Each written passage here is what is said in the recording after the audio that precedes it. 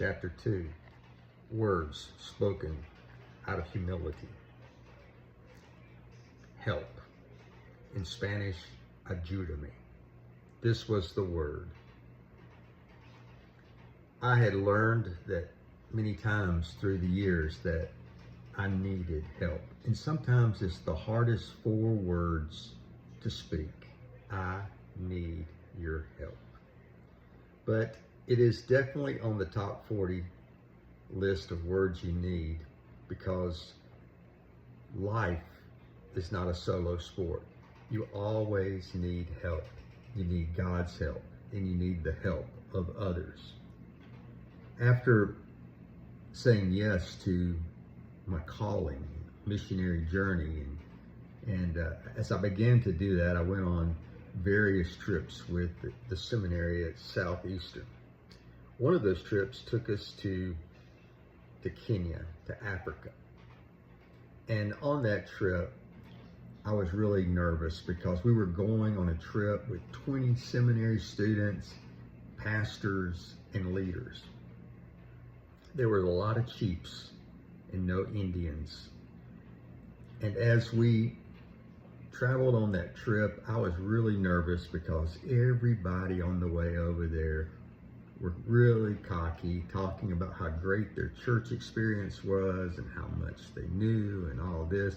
Everybody was a poser. And even it's easy to get caught up in that thought, but it was very scary to be on mission with these guys. The first night we arrived in Nairobi, we had an orientation meeting after dinner. And in this meeting, Dr. Keith Idle, our missionary professor, stood up and told us what we were going to be facing in the next 2 weeks. We were going to the very far western part of Kenya. We were going to go across the Masai Mara and travel out there by Jeep and be out in the village. We'll be staying in a negative 2-star hotel. And they began to tell us all the things we're going to face, going door to door, witnessing. And the pastor there had a plan to start several new churches. And we were going to be a part of that. One seminary student at the end of the little orientation raised his hand and said, "I'm not prepared. I'm not prepared. I'm not ready for this." And then another stood up, and then another. They began to confess that they needed help, that some needed help with sin issues, others needed help just for courage, others needed help spiritually. But it began a revival among this group as we began to come and to pray for each other and truly seek God and depend on Him. At that point, we knew we couldn't do it alone. We needed God's help. That week, we saw some things that are very hard to explain. The next morning, we traveled on the western part of Kenya to work with the Gusii people. This was 1994, and it was before 9/11 had happened, and so we didn't really have enough background to feel physically threatened.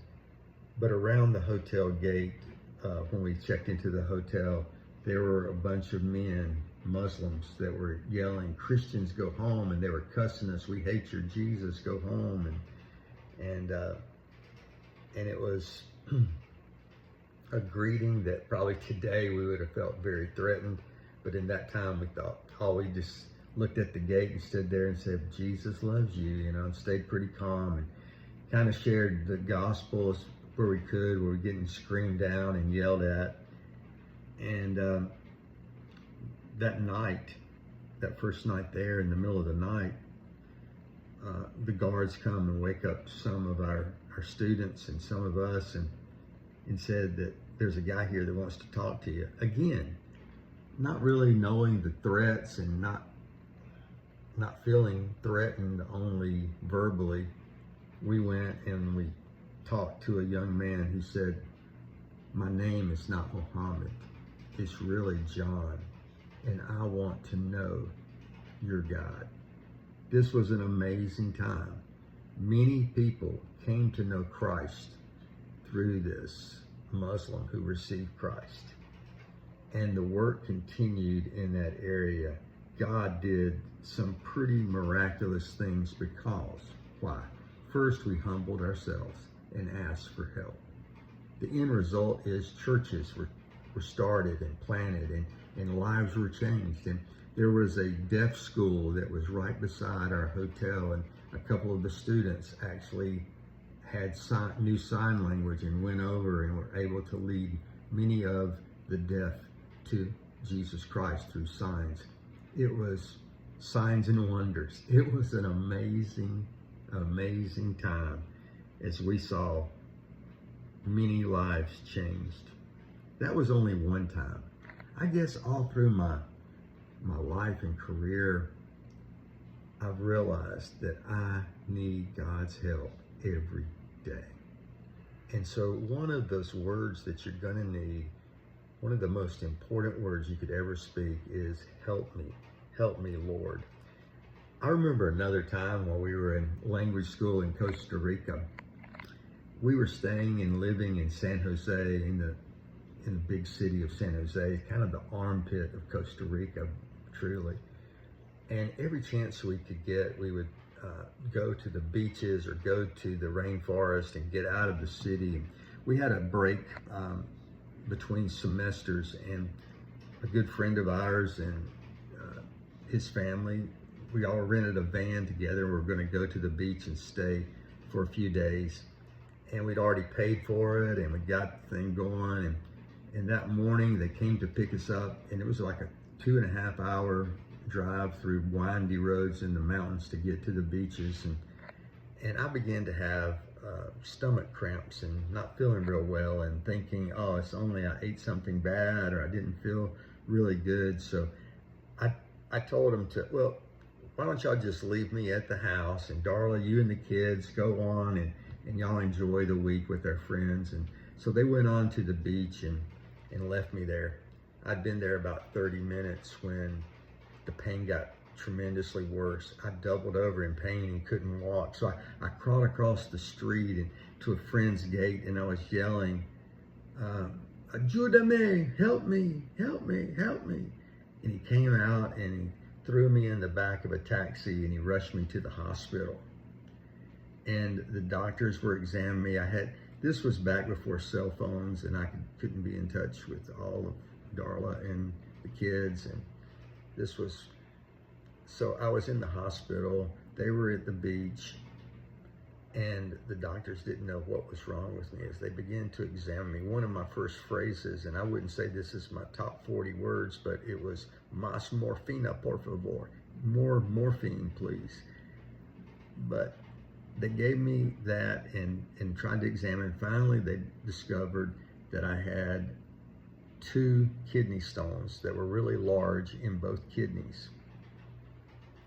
And so I stayed in the hospital for a couple more days, and Darla came back, and then the kidney stones were too large to pass. So I had to get a lithotripsy done, which is a machine, and the only machine they had that would actually push sound waves through your kidneys. It was like somebody hitting you in the kidney until it broke up, but it was the waves that would do it. Anyway, this was a procedure that was done only in the government hospital, which was like a Civil War hospital. People were telling me all kinds of horror stories before I went in there. One of my teachers at the language school said, yeah, his friend went in there and they cut off the wrong leg, so be sure to tell him what to do. And this was a little disheartening and a little fearful, so I knew I needed God's help. So I was praying, help me, Lord. Again, help me, Lord. Every step of the way, it was a help me, Lord experience. I went into, which was going to be an outpatient deal, and Darla was sitting out in the hallway, and I was in the Civil War hospital, and